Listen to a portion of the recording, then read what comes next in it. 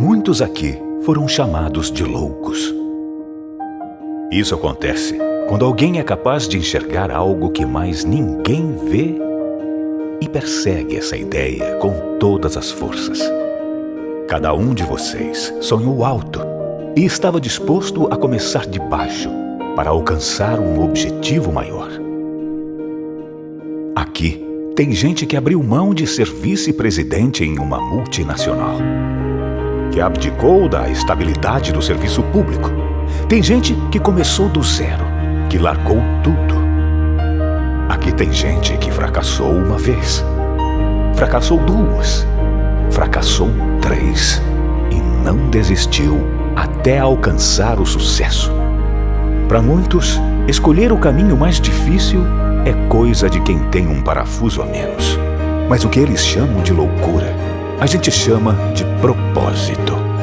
Vocês estão aqui porque o seu propósito se tornou muito maior do que uma empresa, do que o sucesso, prestígio, fama ou conta bancária. Vocês estão aqui porque o Brasil e o mundo precisam de pessoas que levantem a bandeira do empreendedorismo em todas as suas vertentes, sem amarras políticas ou qualquer tipo de preconceito. Vocês estão aqui para serem um motor de uma nova era e guiarem as próximas gerações. Vocês estão aqui para serem chamados de loucos. Mais uma vez, bem-vindos ao êxito.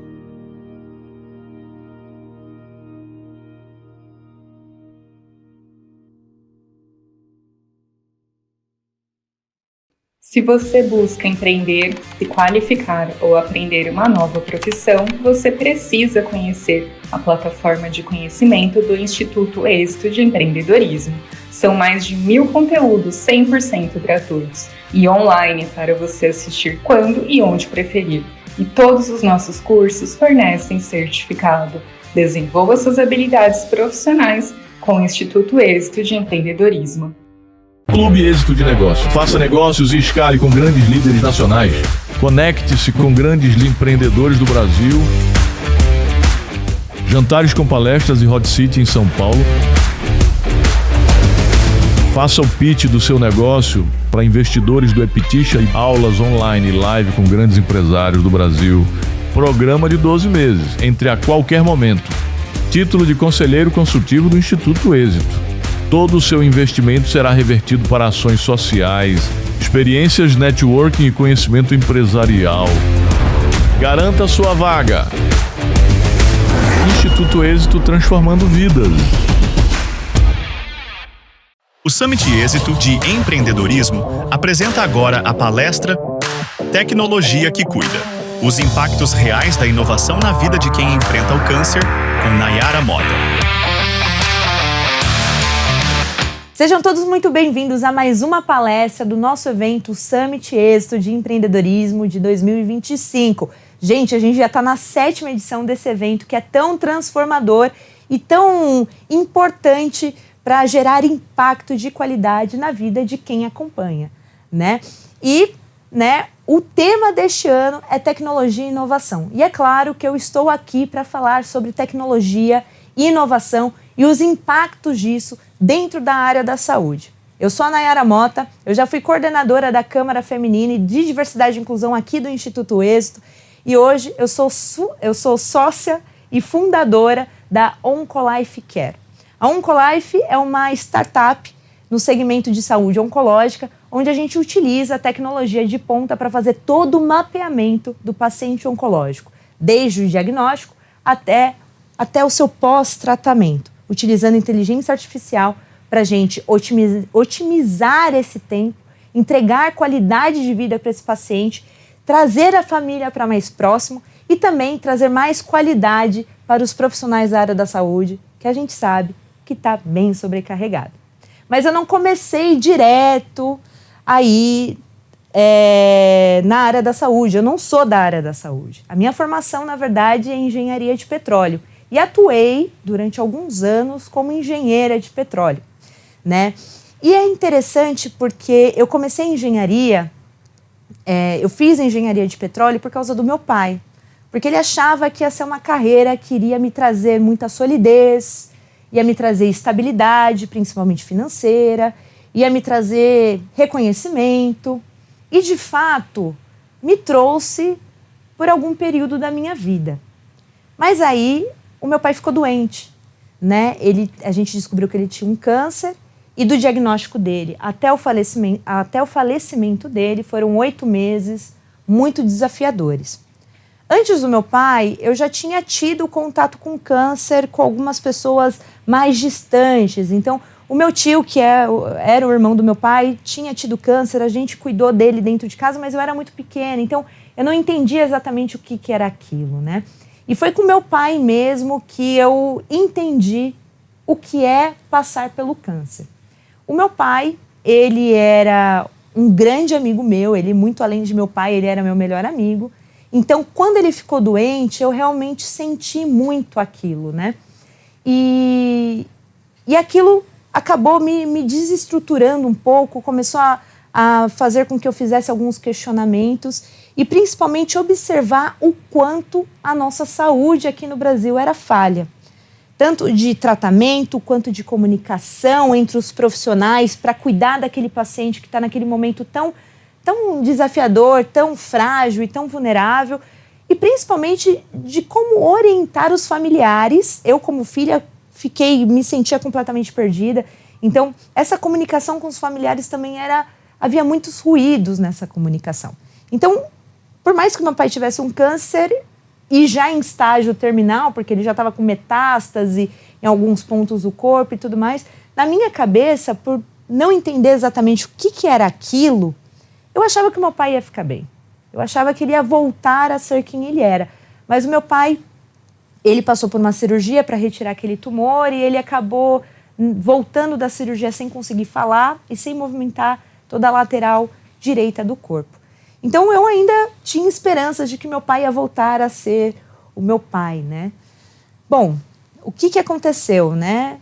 Quando eu me dei conta que meu pai estava caminhando para sua terminalidade e quem passa por isso, né? Quem passa pela doença e vê ali que o seu ente querido de fato está caminhando para a terminalidade é um momento muito frustrante. Porque você olha para aquilo e você percebe o quanto nós, como ser humano, a gente tem as nossas limitações. Apesar do meu pai ter tido os melhores médicos possíveis, os melhores tratamentos possíveis, tanto particular, pelo plano de saúde, até o SUS a gente utilizou, porque o SUS é muito bom, o problema é que ele está sobrecarregado, né? A gente viu que não tinha mais o que ser feito. Então era hora de entregar, né? E foi aí que eu me dei conta que meu pai não ia melhorar, não da forma como eu esperava, e que era um momento realmente de desapegar. E esse momento, para quem passa por isso, sabe o quanto é desafiador, quanto é frustrante você olhar para aquilo e ver que você não pode fazer absolutamente nada. Depois que meu pai faleceu, eu comecei uma grande jornada de autoconhecimento e fui em busca de tentar entender o que eu era, porque eu já não estava mais me encontrando na engenharia de petróleo, eu já não estava mais me encontrando como engenheira, né? E foi um momento em que comecei a entender quem eu era, o que eu queria da minha vida. Não foi um momento fácil, tá? Porque quando você passa pelo luto, você percebe que o luto ele não tem o dia do luto, né? O dia do luto pode ser qualquer dia. Pode ser no dia da missa de 7º dia, pode ser o dia depois do falecimento, pode ser aquele dia que parece que está tudo muito bem, mas já se passou um ano e você está no aniversário de alguém, você olha para alguma coisa e que lembra aquela pessoa que acabou partindo e aí vem aquele sentimento do luto, que é um vazio dentro do seu peito, é uma saudade que aperta e você não sabe exatamente o que fazer, você só tem que sentir, né? Eu costumo dizer que o luto não é algo que se cura, é algo que se aprende a conviver, né? E aí a gente vai crescendo diante do luto. E foi isso que eu fiz. E só um parênteses, eu confesso que faz quase 8 anos que meu pai faleceu, fez 8 anos nesse ano, inclusive, que meu pai faleceu. E só este ano eu verdadeiramente aprendi a lidar com o meu luto. Bizarro, né? Cada um tem o seu processo, enfim. Mas logo depois que meu pai faleceu, eu entrei nessa jornada de autoconhecimento, que não foi fácil, tá? Quero pontuar aqui. Mas alguma coisa começou a me instigar sobre a saúde no Brasil. Eu falei assim, gente, não é possível que, quanto familiar, a gente fique tão perdido quando a gente vê um nosso ente querido passando por um tratamento e a gente não sabe exatamente o que é. E também não é possível que durante esse tratamento um profissional da área da saúde entre e fale uma coisa e depois passe outro profissional da saúde e fala outra. Como que essas pessoas não se conversam? Não é que essas pessoas não se conversam, é que o sistema está tão sobrecarregado que realmente existe esse ruído. Foi então que eu tenho uma amiga, né, que era minha sócia, ela acabou saindo da Oncolife, não está mais na Oncolife, ela foi fazer outras coisas na vida dela, mas ela é enfermeira oncológica e ela falou assim, olha, o que você acha da gente fazer alguma coisa pelos pacientes oncológicos? E eu falei assim, legal, mas eu digo mais, o que você acha também da gente fazer alguma coisa pelos familiares de pacientes oncológicos e também pelos profissionais que atuam na oncologia? E ela falou assim, legal. Daí eu falei, você usa a sua expertise como enfermeira e eu uso a minha expertise como familiar de paciente oncológico, né? E minha visão estratégica quanto engenheira, né? Ela falou assim, legal. Então foi aí onde a gente construiu a Oncolife Care, que hoje a gente, né, estamos super engajados em fazer esse mapeamento dessa jornada do paciente oncológico. Mas por que a gente surgiu? E qual que é o nosso impacto? E por que é tão importante a gente falar sobre empresas que verdadeiramente causam impacto real, e não só engajamento, né? Porque quando existe um problema, e no meu caso a gente está falando do problema de saúde no Brasil, vamos fazer um recorte para o meu nicho, né? A saúde oncológica. Hoje a gente tem 700 mil novos casos de câncer todos os anos. 700 mil novos casos de câncer todos os anos, né? Esse é o último dado que o Instituto Nacional de Câncer divulgou. A tendência é que esse número aumente, tá? Pelo estilo de vida da população. Então, a população está se alimentando mal. Tem muitos jovens e adolescentes que estão desenvolvendo câncer, principalmente o câncer de pulmão, devido ao uso de cigarros eletrônicos, anabolizantes e tantas outras coisas que a gente tem visto por aí. O estilo de vida das pessoas também, então a gente tem uma população que está mais de 60% sobrepeso aqui no Brasil, então obesidade é um fator de risco para o câncer, né? E tem tantas outras coisas, né? O excesso de ultraprocessado, de alimentação ultraprocessada, o excesso de álcool, né? E tantas outras coisas. Você pode dizer, e o fator genético, né? Se minha mãe teve, provavelmente eu vou ter também. O fator genético, ele representa apenas 10%. Então, tudo bem, a sua mãe teve, mas isso não é garantia, é claro. Você pode fazer um teste genético para ver, né, se você realmente não tem aquele gene hereditário para desenvolver o câncer e tudo mais, mas se sua mãe tem, isso não é garantia de que você vai desenvolver também.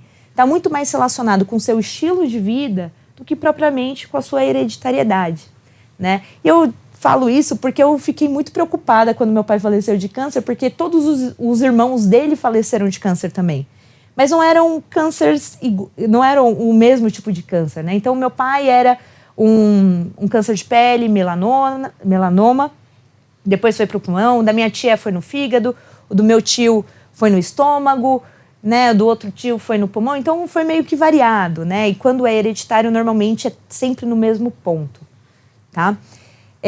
Então, hoje a gente tem 700 mil novos casos de câncer, de novos casos de câncer no Brasil, para apenas 4 mil médicos oncologistas ativos no Brasil.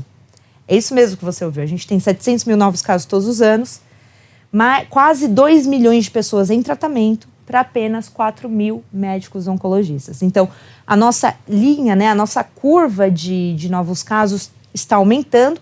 Os custos para o tratamento estão aumentando, porque a gente ainda tem a maior parte da população sendo diagnosticada de forma tardia. Então, quanto mais tarde você é diagnosticado para o câncer, isso é mais caro, sai mais caro para o bolso da empresa ou do governo. Para você ter uma ideia, um câncer diagnosticado, né, na sua forma inicial, ele custa ali o tratamento em média de 10 mil a 12 mil por pessoa, né? Quando é diagnosticado logo no início.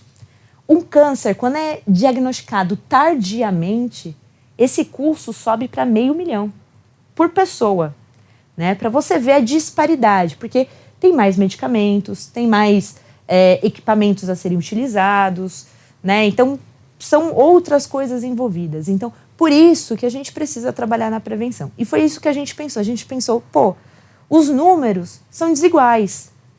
Quantidade de médico oncologista para a quantidade de pessoas que estão recebendo o diagnóstico,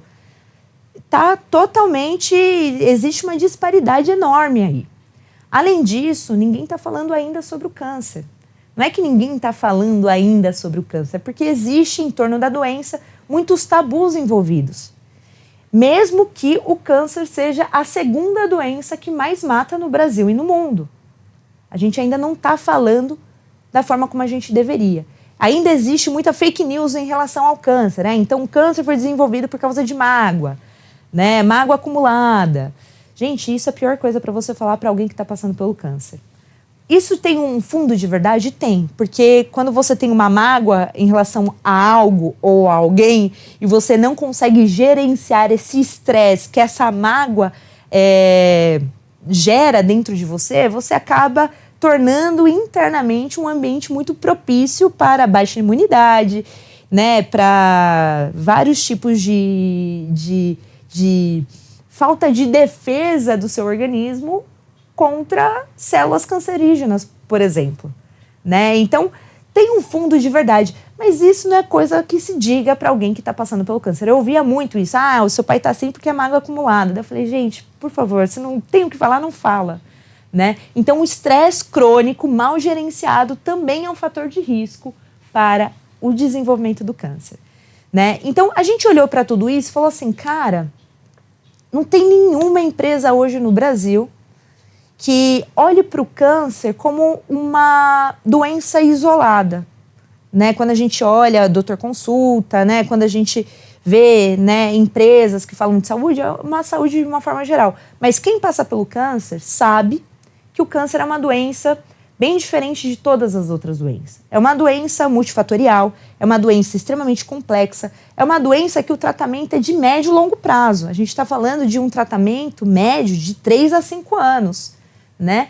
Então, é um tratamento em que exige das pessoas uma energia emocional muito alta, né? Porque quando você está passando pelo câncer, não foi o caso do meu pai, que do meu pai foram apenas 8 meses, mas ainda assim deu para sentir isso quando a gente vai numa ala oncológica, do quanto o paciente, o familiar e os profissionais se tornam uma grande família ali, porque é um tratamento de médio a longo prazo, então você vai conviver com aquelas pessoas muito tempo, né? Então a gente olhou para isso e falou assim, bom, o que dá para a gente fazer diante dessa história? O que dá para a gente fazer para melhorar isso? Para que ninguém mais passe pelos mesmos desafios que eu passei com meu pai. Para que ninguém mais, quanto familiar, por exemplo, fique perdido sem saber exatamente o que aquela pessoa que eu amo tem. E quais são as expectativas reais de vida daquela pessoa?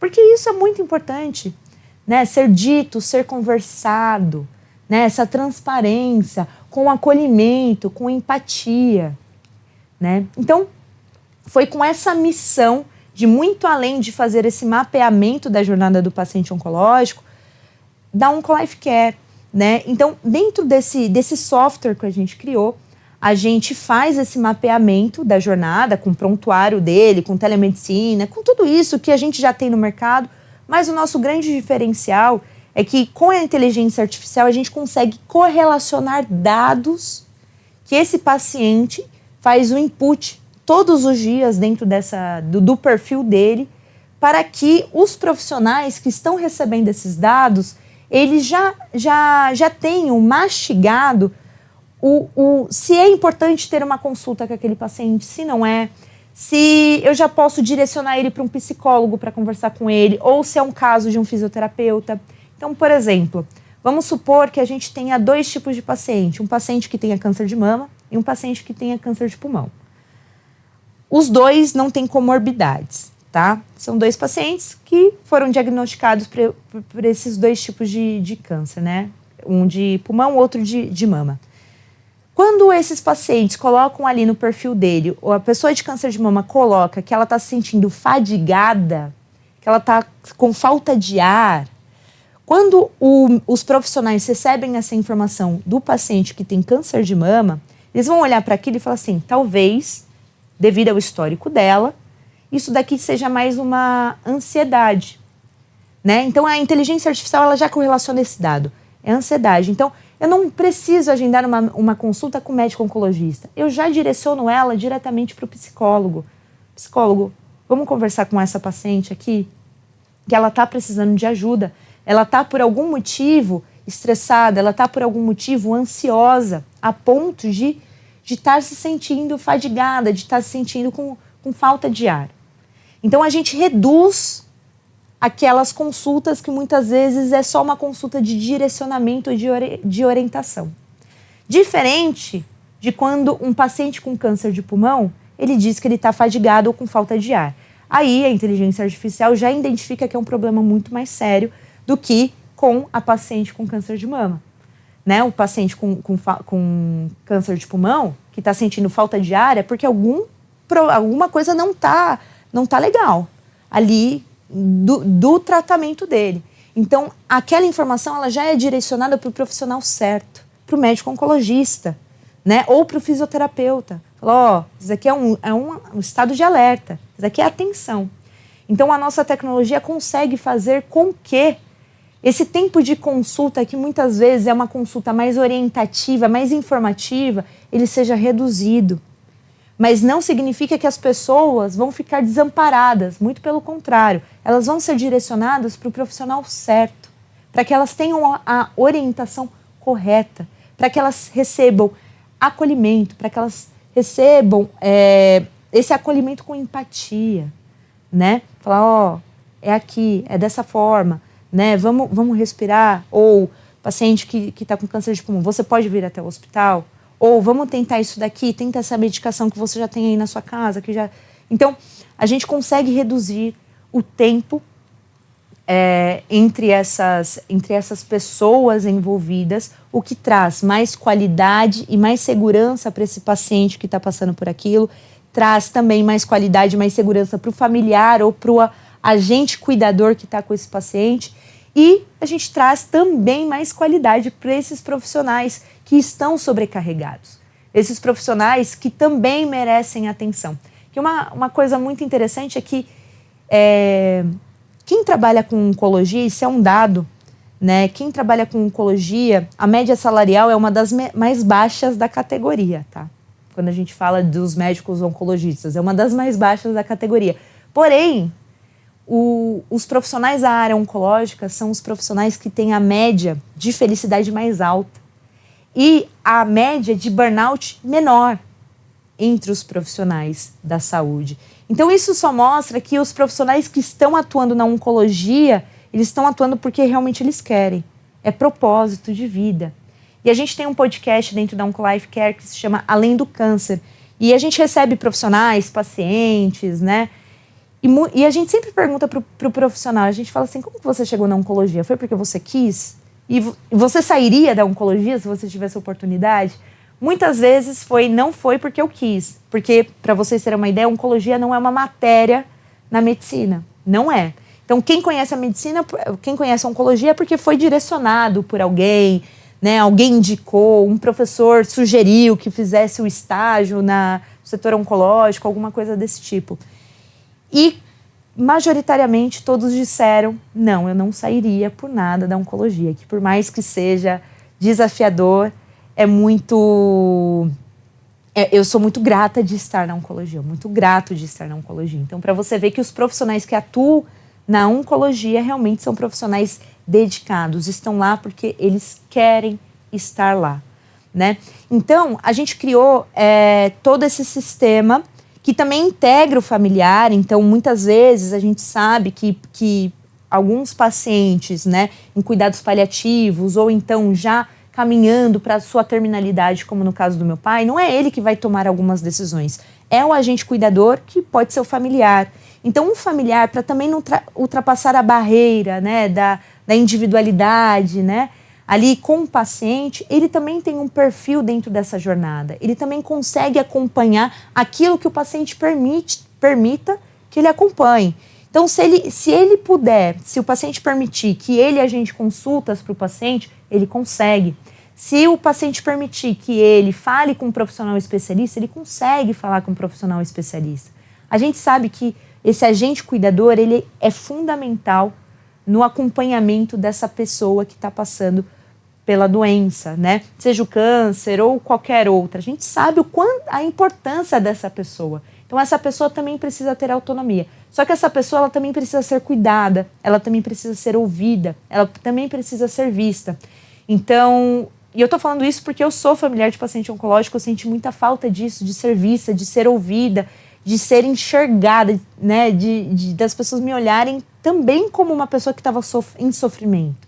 Então, por isso que dentro da Oncolife Care a gente também criou a comunidade Andorinha, que é uma comunidade dedicada para pacientes oncológicos e familiares de pacientes oncológicos, onde a gente se apoia, onde a gente compartilha nossas histórias, as nossas experiências, e a gente segura a mão um do outro, né? Recentemente a gente teve um pai, né, que infelizmente perdeu a sua filha de 6 anos, e esse pai, ele é uma pessoa com deficiência visual, né? Então foi muito difícil para ele, porque a menina já estava ali na luta há alguns anos, 6 anos, difícil, né? Então a gente viu quanto nós, quanto comunidade, né, a gente conseguiu levar esse acolhimento, esse apoio para esse pai que hoje passa por esse luto da sua filha, né? Então, eu acho que nessa construção do que é a Oncolife Care, nessa construção de uma dor que surgiu de mim para conseguir transformar a vida de outras pessoas, eu acho que isso é impacto. Que pena que eu tive que perder meu pai, né, para ter esse insight de criar um Oncolife Care e tudo mais, mas hoje eu entendo o porquê que isso aconteceu, né? Então, eu fiz engenharia de petróleo por causa do meu pai. E eu saí da engenharia de petróleo também por causa do meu pai. Né? Eu entrei porque meu pai falou, é uma carreira, vai ser com certeza uma carreira que vai te trazer solidez, vai te trazer estabilidade. E realmente me trouxe durante algum tempo, e depois eu acabei indo empreender, né, na Oncolife. Então, a vida, ela é interessante, ela traz ela faz essas brincadeiras com a gente, né?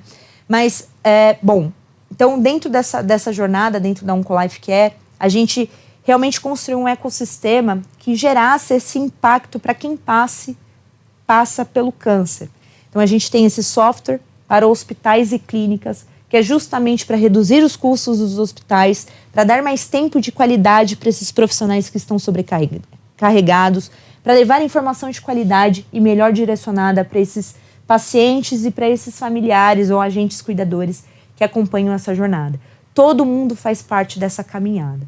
A gente também criou a comunidade Andorinha, que eu compartilhei aqui com vocês, que é essa rede de apoio, de acolhimento, que a gente precisa tanto nos dias de hoje. Precisa ser ouvidos, ser vistos, né? A gente também criou o podcast Além do Câncer, porque a gente entendeu que a gente precisa trabalhar a prevenção da doença, né? A gente precisa também olhar e levar essa informação de qualidade, quebrar os tabus em relação ao câncer, né? Nossa, vou tomar chá de graviola porque o chá de graviola vai fazer com que eu elimine o tumor dentro do meu corpo. Gente, isso parece ser brincadeira, mas é real, acontece, né? Acontece, inclusive, eu até brinco com a nossa conselheira dentro da Oncolife, que é a doutora Ariane, que é uma médica oncologista maravilhosa lá em Minas Gerais, que ela, né, é nossa conselheira, fala assim, é a máfia da sacolinha natural. né? Porque dentro da oncologia os pacientes acabam compartilhando essas sacolinhas, né? Falam, toma esse chá,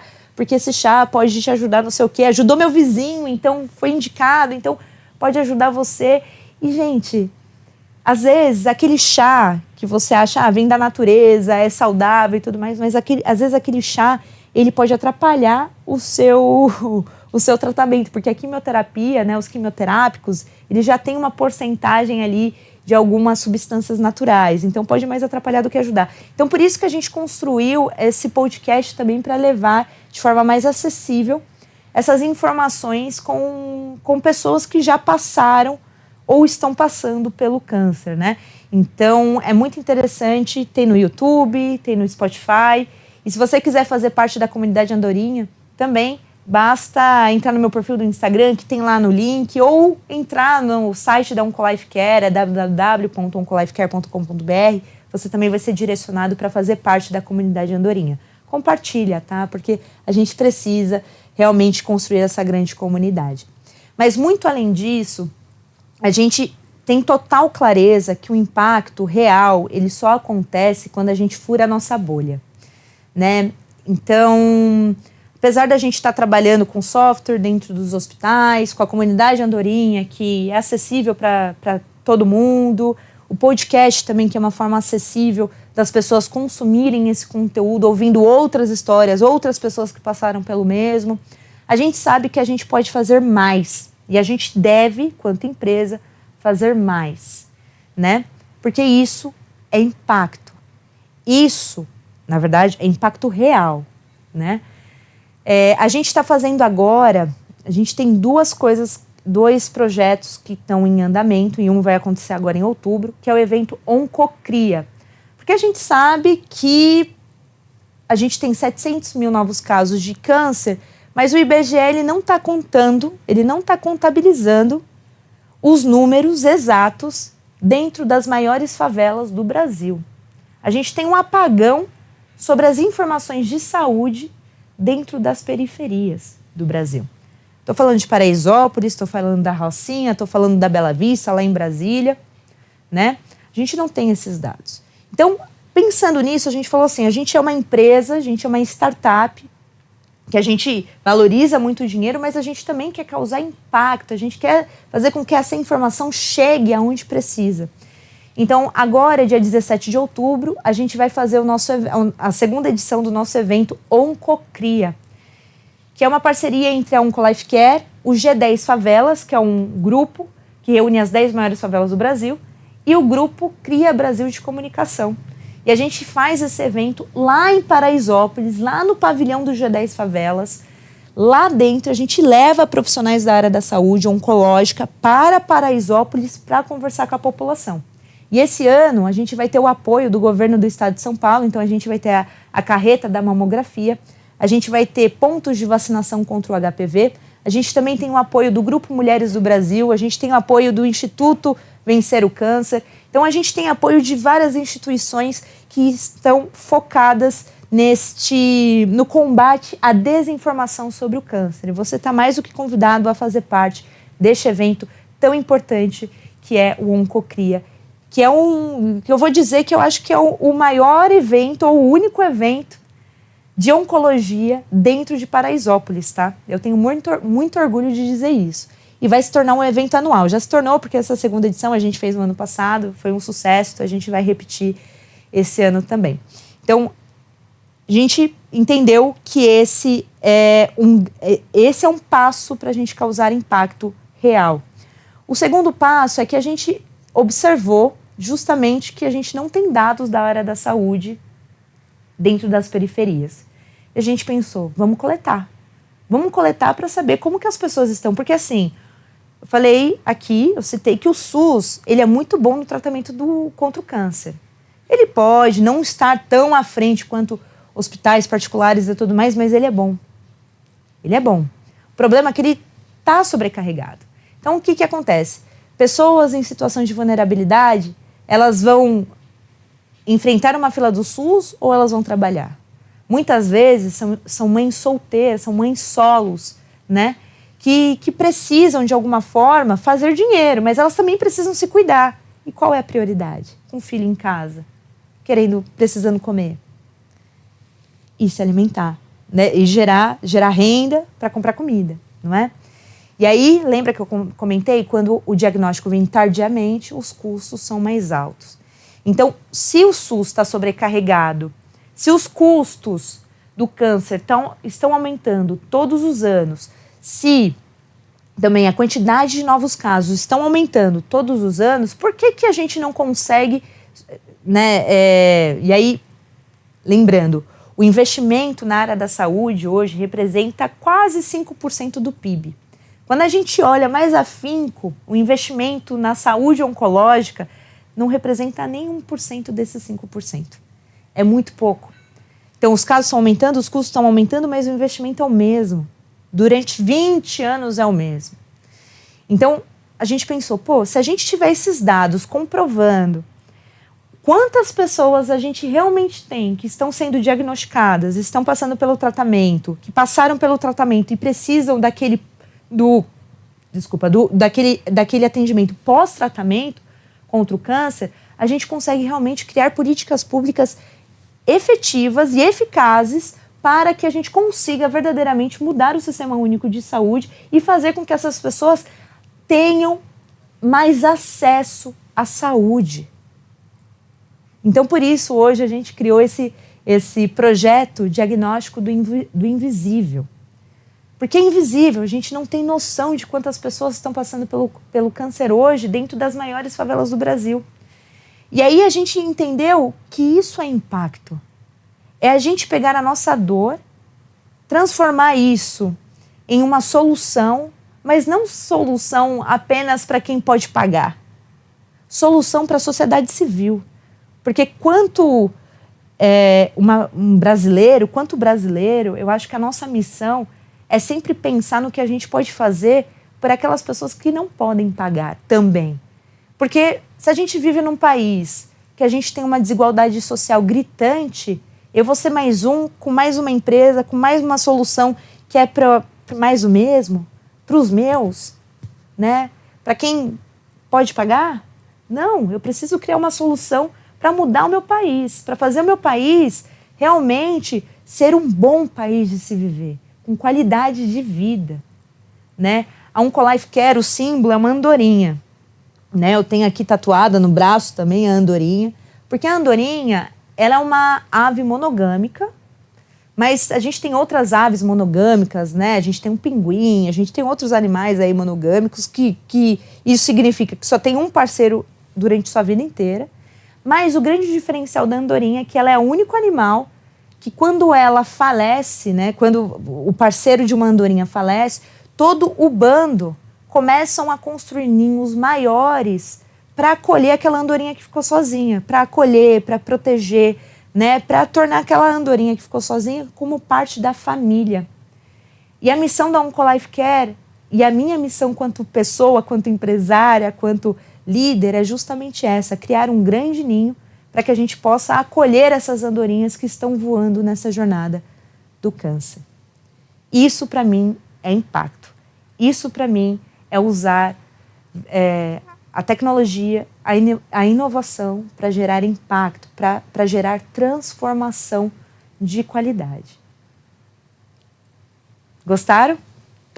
Então, esse foi um pouquinho da minha história com a Oncolife Care, esse é um pouquinho da história da Oncolife também, né? Eu espero que através dessa palestra vocês possam se inspirar, né, a construir negócios de impacto.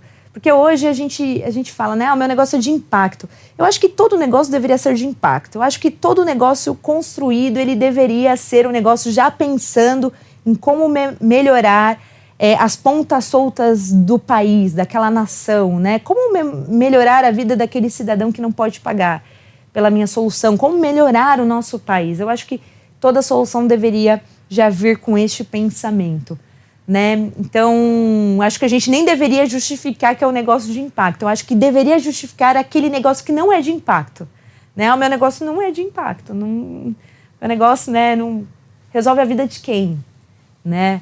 De quem está na minha bolha, ou realmente resolve a vida das pessoas que vivem no mesmo país que eu, na mesma nação do que eu, né? Gente, muito obrigada. Eu vou dizer que, quanto, né, ex-coordenadora da Câmara Feminina e coordenadora da Câmara da Diversidade aqui do Instituto Êxito, estou muito feliz de estar aqui em mais uma edição do Summit Êxito de 2025, compartilhando um pouquinho da minha história com vocês. Quem quiser me seguir e acompanhar, né, lá no Instagram, @NayaraMotas, com S no final, ou @OncoLifeCare, também estou lá no LinkedIn, Nayara Mota, só me procurar, me manda uma DM, vamos conversar. E eu vou pedir para vocês também acessarem o site do Instituto Êxito para conhecer mais sobre a história desse instituto que também gera impacto real, que gera transformações na vida de tantas pessoas. Basta você acessar o www.institutoexito.com.br, né, ou baixar o app que é Êxito Play, tá?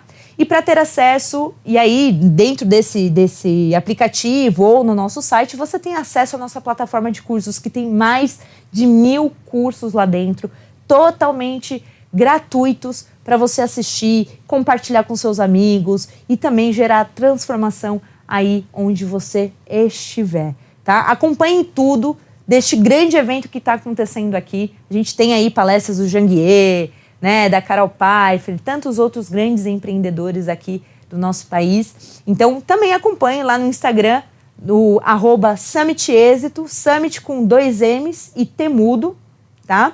E fiquem ligados em nossas próximas palestras e nossos próximos eventos. E não deixe também de se associar aqui no nosso Instituto para ajudar a gente nessa transformação e gerar impacto de verdade. Espero vocês.